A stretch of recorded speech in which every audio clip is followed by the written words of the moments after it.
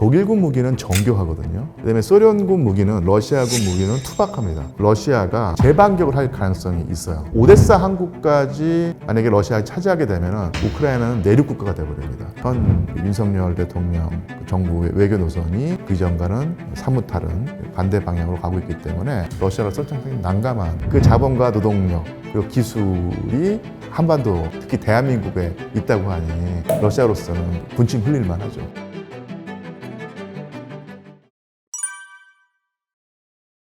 두 가지 점을 짚고 싶은데요. 러시아가 전쟁을 계속 겪어왔는데요. 러시아가 먼저 전쟁을 일으킨 경우는 예상 밖으로 적습니다. 우리는 그러니까 러시아라는 나라는 항상 팽창을 지향해 왔고 그 전쟁을 일삼아 왔다고 하지만 아마 20세기를 들어보면요. 20세기에 러시아 및 소련이 먼저 전쟁을 일으켜서 다른 나라를 침공한 경우가 사실은 의외로 적어요. 제1차 세계대전도 러시아의 침공으로 일어난 것이 아니라 서로 이제 맞싸운 경우고요. 가장 중요한 건 2차 세계대전일 텐데요. 2차 세계대전에서 러시아 및 소련은 절대적으로 그 독일과의 충돌을 피하려고 무진 애를 쓰다가 기습 공격을 당해서 전쟁을 할 수밖에 없었던 것이고요. 그리고 냉전 시대에도 우리가 알고 있는 바와는 달리 소련은 여러 가지 이유에서 전쟁을 일으키려고 하지 않았습니다. 쿠바 미사일 위기 때에도 결국은 소련이 양보하고 물러났고요. 유일하게 소련이 자기 세력권이 아닌 다른 지역에 전쟁을 걸어서 전쟁했던 경우가 1979년 아프가니스탄 전쟁이었거든요. 그 전쟁을 한번 했다가 체제가 거덜나가지고 무너져 버렸지 않습니까? 그런 면에서 러시아가 전쟁을 많이 했지만 전쟁을 도발한 경우는 별로 없다. 한 번 도발했다가 아주 그냥 체제가 거덜나 버렸다. 자, 이제 우크라이나만 국한해서 보자면 2022년에 푸틴 대통령이 명백하게 주권 독립 국가를 침공해서 전쟁을 했는데 푸틴의 정치 세계에서는 이게 침공 행위가 아니라 러시아 세계라고 하는 루스키 미르라고 하는 이 한 몸을 지켜내려는 방어적 차원의 전쟁이라고 보고 있다는 얘기죠. 또 하나 왜 이렇게까지 힘든 상황을 견뎌내가면서 전쟁을 지속하려고 하는가 했을 때 과연 그렇게까지 러시아가 힘들까? 이런 측면을 생각해 볼 필요가 있을 것 같아요. 그러니까 물론 힘들죠. 많은 인명피해가 나고 있고 다시 한번 그 1년 반 전으로 돌아가서 2022년 2월에 전쟁이 일어났을 때 서방 언론과 우리나라 언론을 다시 한번 살펴보면요. 미국을 위시한 강력한 경제 강국들이 단결해서 러시아를 제재하고 각종 압박을 취하고 있으니 저 허약한 러시아 경제가 금방 허물어질 것이다.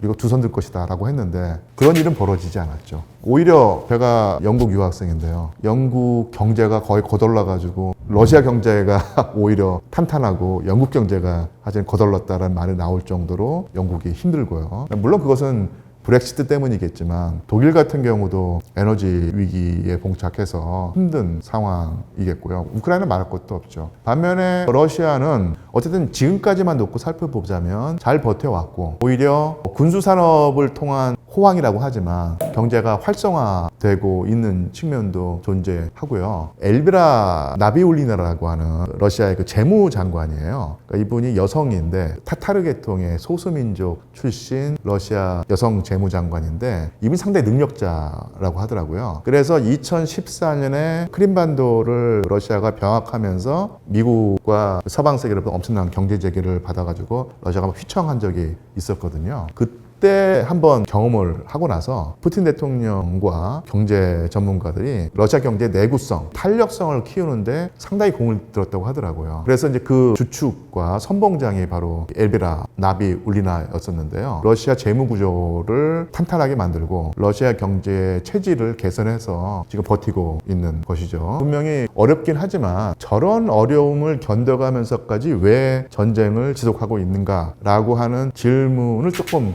바꿔야 될 듯합니다. 러시아는 잘 버텨왔습니다. 이 전쟁이 만약에 3년, 4년, 5년 가지 않는 장기전이 아니라고 하면은 최소한 1, 2년, 길게는 2, 3년은 버틸 수 있는 경제 체력을 가지고 있는 것 같아요. 근데 그 사이에 최대한 그 전황을 유리하게 이끌어서 우크라이나의 그 반격은 교착 상태에 빠졌고 힘을 키운 러시아가 재반격을 할 가능성이 있어요. 그래서 지금 흑해 남부 연안에 있는 오데사 항구가 있는데요. 오데사 항구까지 만약에 러시아가 차지하게 되면 우크라이나는 내륙 국가가 되어버립니다. 바다로의 진출이 막혀버리거든요. 그러니까 분명히 오데사를 점령하는 것이 러시아로서는 엄청나게 큰 모험일 수 있고 힘든 일일 수 있지만 그런 식으로 일정한 군사적 성과를 올리고 위협을 가하게 되면은 협상 테이블에서 러시아가 훨씬 더 말빨이 서게 된다는 얘기죠. 전쟁을 2, 3년 안에 끝낼 수 있다는 계획을 세워놨다면 그 사이에 충분한 이점을 올린 다음에 전쟁을 마지못해서 끝낸다는 식으로 해서 이제 협상을 종결하는 식으로 한다면 러시아 경제가 충분히 견딜 수 있지 않을까 이런 생각을 해봅니다. 그러니까 물론 러시아라는 나라가 워낙 롤러코스터를 타는 나라라서 루블화가 폭등하고 경제가 허물어질 가능성이 없진 않지만 지금까지의 경험칙을 놓고 보자면 지구력을 발휘하고 있다. 한 2년 정도는 버틸 수 있을 것 같다. 그 전쟁이라고 하는 것이 아주 정교한 무기를 가지고 정밀한 작전을 펼쳐서 승리를 거두는 것, 이것이 뭐 군인의 로망일 수 있는데요. 정교하다는 것은 단점도 있습니다. 비싸기도 하고요. 고장이 잘 납니다. 정말로 뛰어난 무기라거나 제품이라고 하면 정교하면서도 내구성이 뛰어나겠지만 대개의 경우 정교하면 내구성이 떨어지고, 그런데 러시아의 전통은요, 정교함보다는 내구성에 더 강조점을 두는 그런 전통이 있습니다. 제2차 세계대전을 놓고 보면요, 여러 가지 이유가 있지만 독일군 무기는 정교하거든요. 그다음에 소련군 무기는, 러시아군 무기는 투박합니다. 그래서 이 정교한 무기와 투박한 무기가 붙으면은 당연히 정교한 무기의 그 승리로 끝날 것 같은데, 여러분들은 2차 세계대전의 결과를 알고 있죠. 독일군이 지고 소련군이 이겼습니다. 왜 그럴까요? 야전 상황에서 아주 혹독한 그 자연 환경 속에서 정교한 무기는 금방 고장이 나는 거예요. 그리고 투박한 무기는 대신에 고장이 나지 않습니다. 그래서 성능이 뛰어난 독일 전차가 전장에서 위력을 발휘하지 못했고요. 독일 전차에 비해서 정교하지 못하지만 훨씬 내구성이 뛰어나고 단순한 소련 탱크가 결국 승리를 거두게 되죠. 그래서 이런 식의 상황이 실제로 벌어지는데요. 전차전이 벌어지는데 독일 전차가 이제 고장이 나는 거예요. 근데 그 독일 전차는 정교하기 때문에 야전에서 고칠 수가 없어요. 그래서 전차를 어떻게 할까요? 열차에 실어서 수백 킬로미터 후방에 있는 독일 본토로 가져가서 수리를 하고, 다시 수리한 전차를 열차에 실어서 수백 킬로미터를 이동해서 다시 전선에 풀어놓습니다. 엄청난 에너지의 소모죠. 반면에 소련 탱크는요, 너무 내구성이 뛰어나기 때문에 고장도 잘 안 날 뿐더러 설사에 고장이 나다고 하더라도 옆에 방치되어 있는 다른 탱크에서 부품을 떼다가 갖다 끼우면은 고장나는 탱크가 굴러가는 거예요. 이게 바로 그 내구성, 단순성에서 오는 이점이라는 얘기죠. 그래서 미국과 서방의 전략가들이 볼 때 그 러시아란 나라의 군대가 아주 투박하고 정교하지 못하잖아요. 과연 그 현대전을 제대로 수행할 수 있겠는가라고 하는 그 시선이 분명히 존재하는데, 러시아는 쉽게 말하면 서방과 다른 철학에 기초한 군대입니다. 아까도 말했지만 정교함보다는 내구성. 서방제 무기와 교리로 무장한 우크라이나군이 지금 러시아군을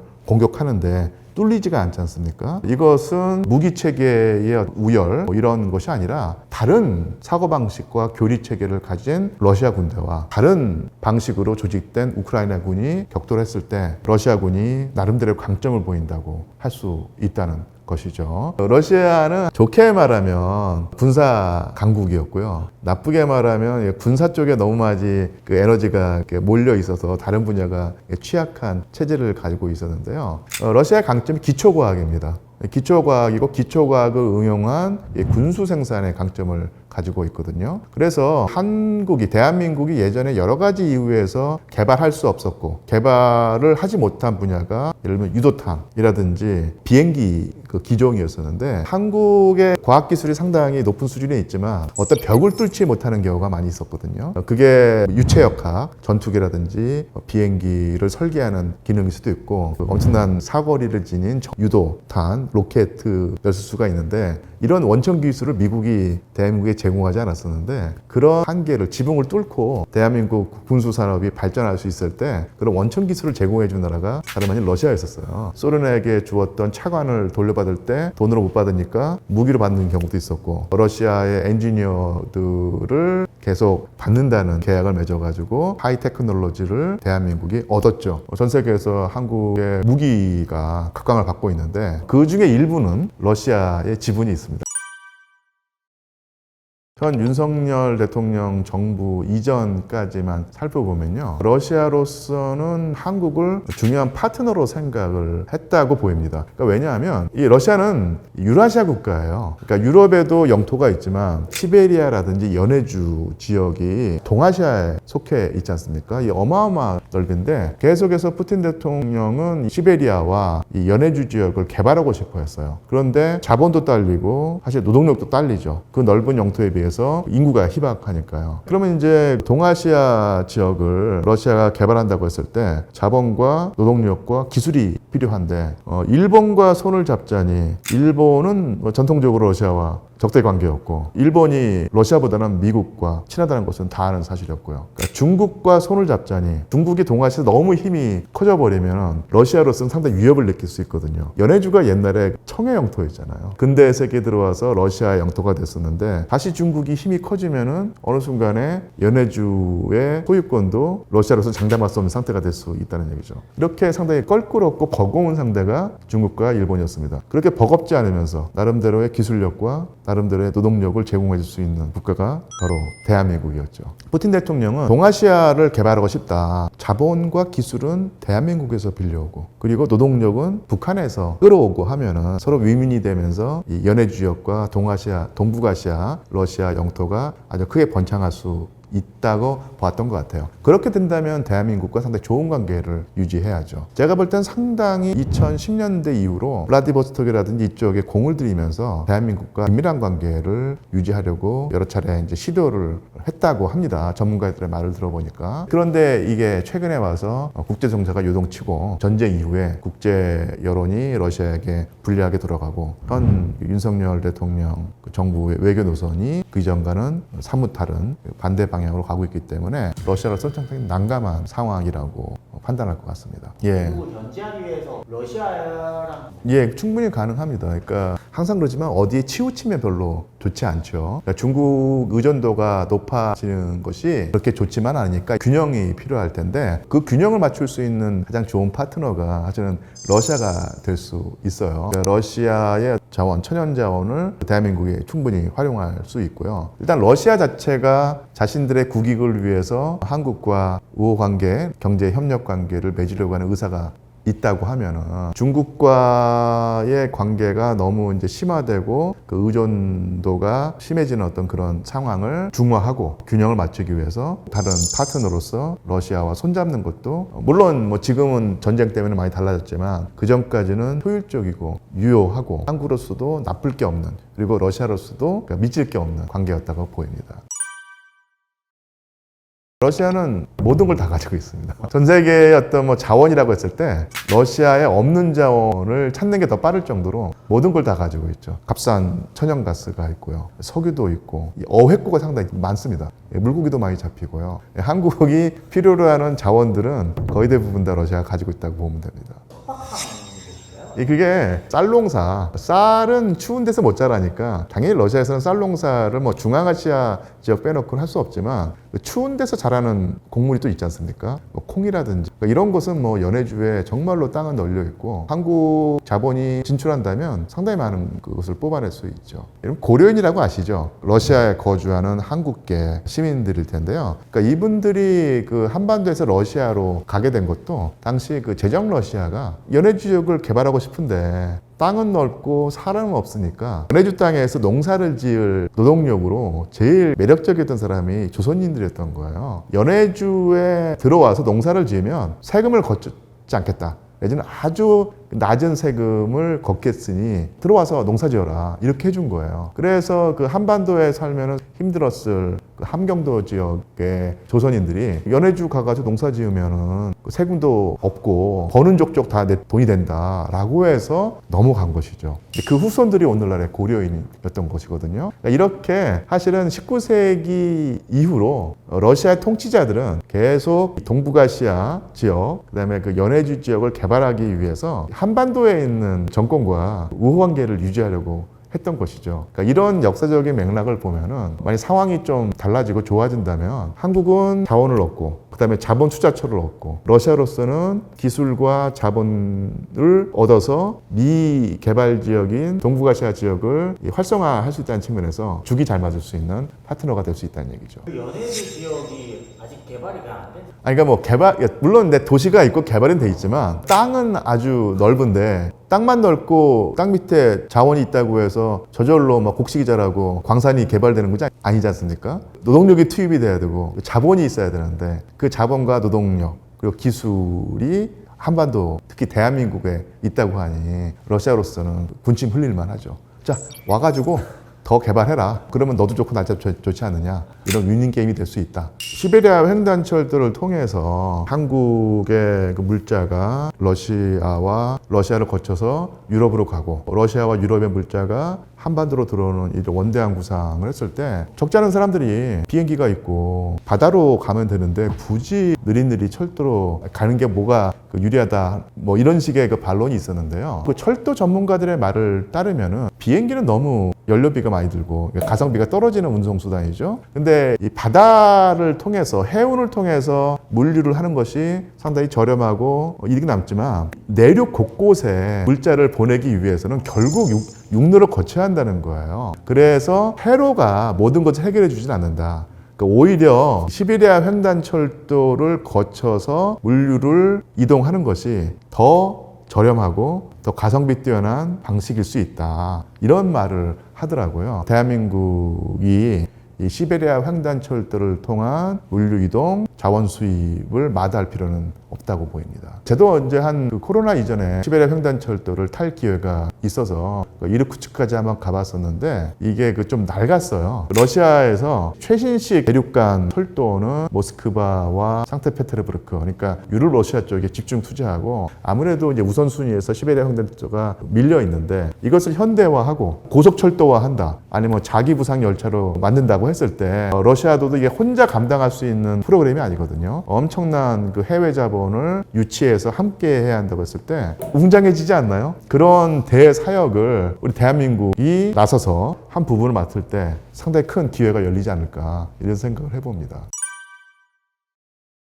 물론 북극해가 녹는다는 것은 환경 재앙이고 인류 존속마저도 위협하는 상황일 수 있지만 러시아에서는 기후가 올라가면 시베리아가 지금은 아주 동토의 영역이고 추위 때문에 개발할 수 있는 영역이 줄어드는 것이 사실이었는데 지구 온난화가 되면은 시베리아에서는 나쁠 거 없다 이렇게 보는 사람도 있다고 들었습니다. 1900년대 그러니까 지금부터 100년 전 120년 전만 해도 이 바이칼 지역의 평균 겨울 온도가 영하 50도, 60도였대요. 근데 지금은 그렇게까지 떨어지지 않는다고 합니다. 그러니까 제가 바이칼 호수를 갔는데 겨울에 바이칼 호수를 차로 다니도록 허용하는 철이 있거든요. 근데 그때가 이제 그 얼음 두께가 2m나 3m가 됐을 때 바이칼 호수를 빙 둘러가지 말고 그냥 직선으로 가라. 안전하다. 이렇게 되는 순간이 있었거든요. 그런데 옛날 그 할아버지들 말을 들어보면 2m, 3m는 옛날에는 뭐 아주 우스웠고 뭐 7m까지 그 얼음이 어는 경우도 있었다는 거예요. 그러면 이제 이 바이칼 호수 얼음 위로 자동차가 아니라 철도가 왔다 갔다 합니다. 그 정도로 추웠다는 얘기죠. 그런 추위에는 뭐 농사도 지을 수 없고 가축도 칠 수가 없는데 만약에 이 시베리아의 평균 기온이